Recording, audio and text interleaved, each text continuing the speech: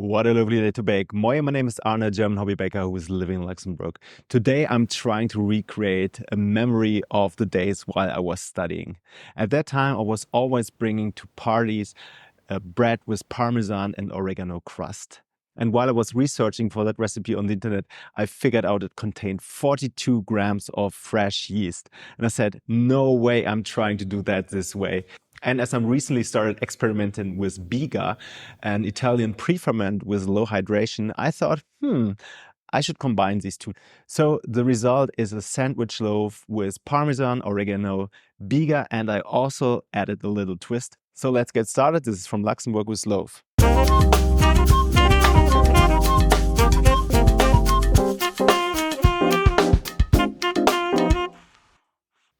We start preparing our biga with 1 kilogram of pizza flour, 530 grams of lukewarm water and 1.6 gram of dry yeast. We add the water in a plastic container with a lid, and then we add the dry yeast and give it a good shake in order to dissolve the yeast. And then we add the pizza flour to the water yeast mix.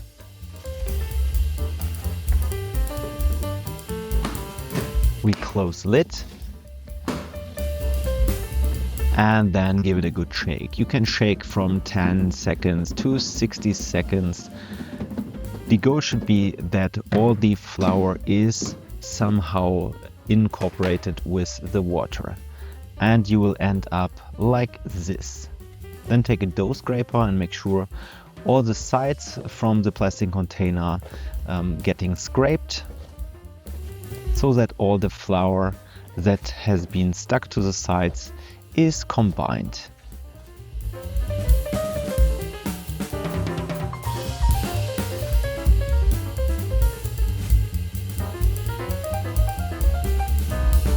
You can prepare the biga 24 to 48 hours before you actually want to bake with that.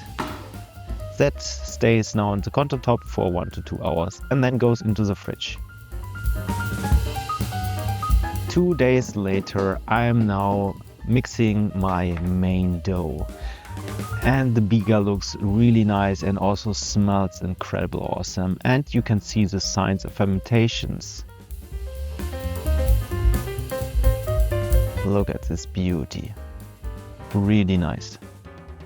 So for the main dough we need additional 290 grams of water, 26 grams of salt, and then I'm using 70 grams of sesame seed with 70 grams of water, and I'll show you in a second how to do so.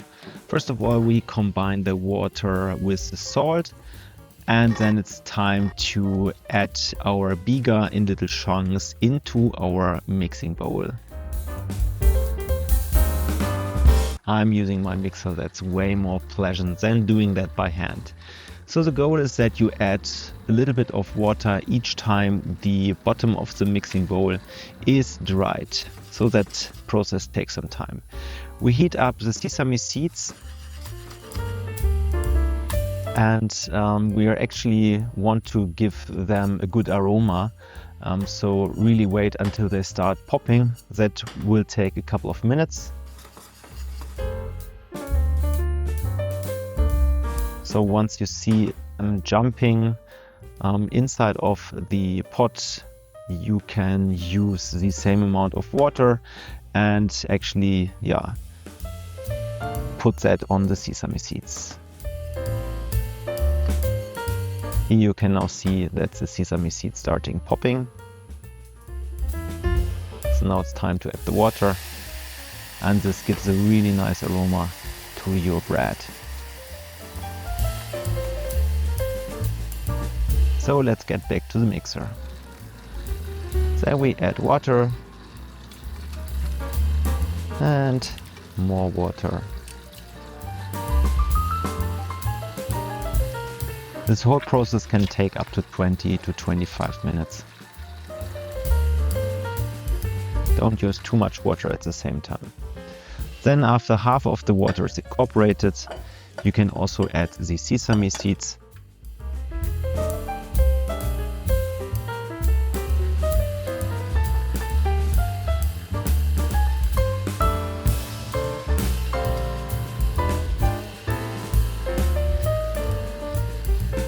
And then we can start adding some water.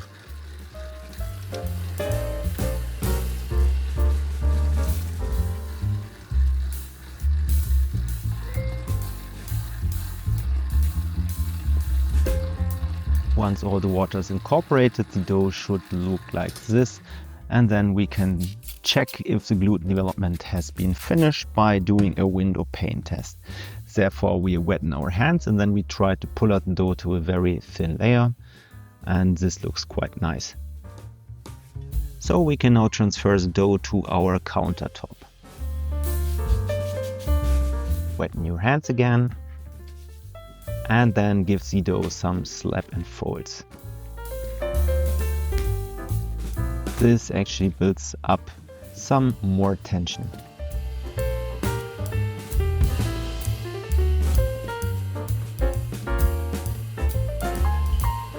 After a couple of slap and folds, it's time to add some olive oil to a plastic container.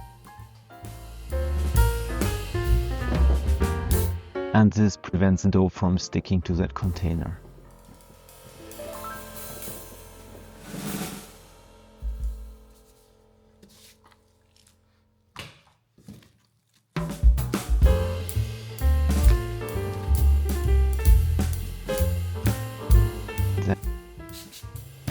Then we wetten our hands again and give the dough a round shape before we transfer it to the plastic container.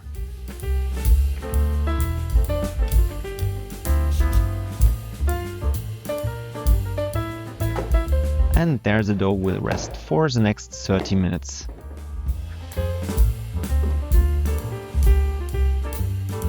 After 30 minutes, it's time for the first coil folds. Therefore, we wetten our hands.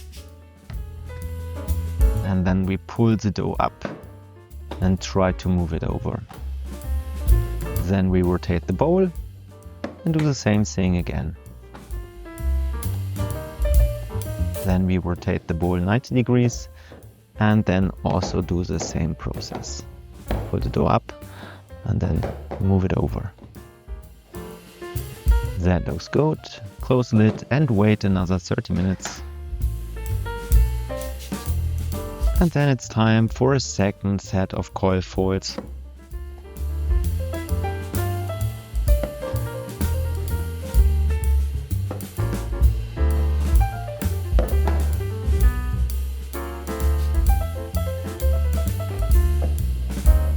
Always work with wet hands. And then we close the lid and wait another 30 minutes. You see the dough already has risen a bit and it feels very airy and light, and that's a good sign.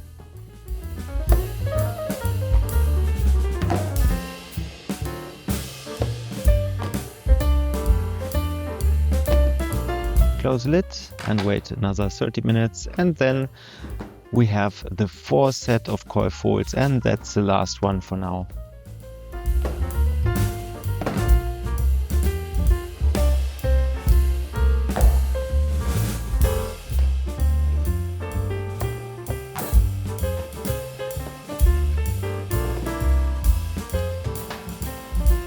Roughly 3 hours later, when the dough is very airy and bubbly, we can start with the shaping. But before we do, we combine 90 grams of Parmesan with 9 grams of Oregano. And then we mix everything together.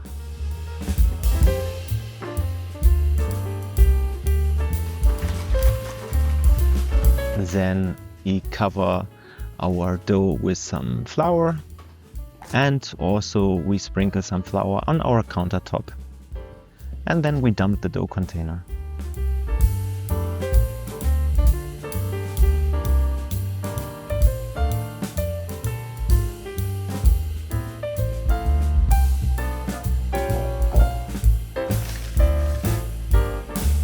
Then we sprinkle some more flour on the dough to prevent it from sticking.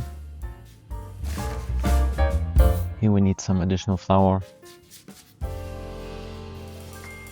And then we can get rid of some flour on top that's not sticking.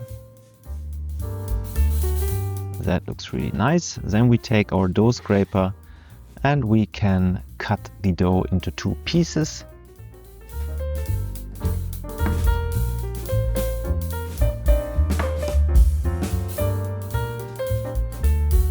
And then we cut the 2 pieces into another 2 pieces that you end up with 4 loaves of bread.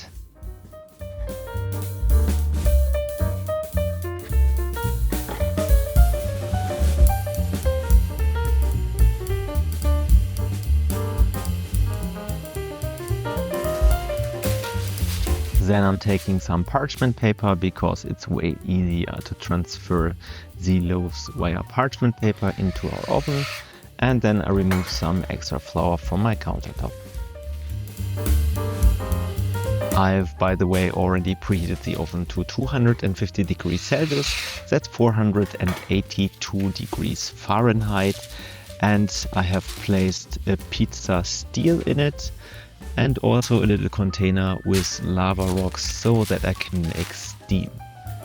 Once I have transferred all the loaves to the parchment paper, I'm using my water sprayer and I'm wetting the top surface of the loaf so that the Parmesan oregano mix is sticking to it. And then I'm placing that mix on top of the loaves.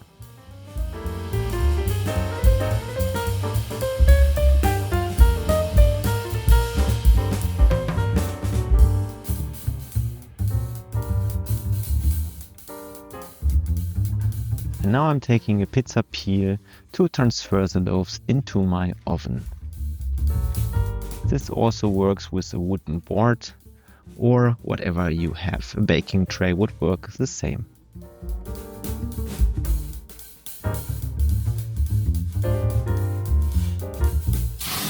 I'm now adding some steam by adding water to my lava rocks and bake the loaves for 20 minutes. And look at these beauties. They look really, really nice. Sound test is okay. Let's leave them here for cooling. And then I'm baking the second batch.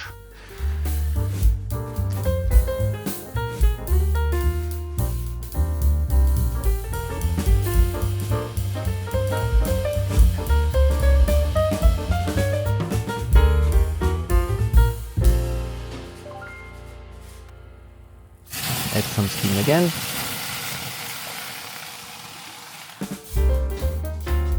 And after another 20 minutes, also the second batch gets out of the oven.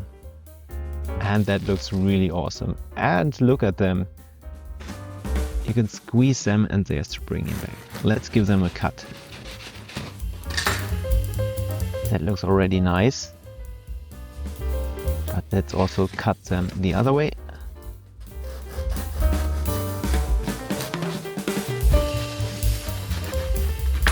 Oh my god, what a nice open crumb.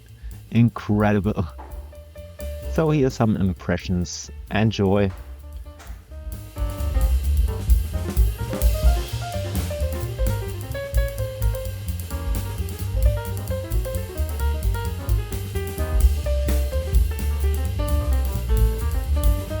I hope you enjoyed this recipe. I mean, this is so airy, that bread. It has so big holes, the texture is amazing. And also with the sesame, it gets a whole new complexity and flavor. If you want to support me and my channel, please like this video, subscribe to my channel and turn on notifications so you don't miss my next videos. Have you already experimented with Biga? Please write me a comment below this video. See you next time, Eddie, and goodbye.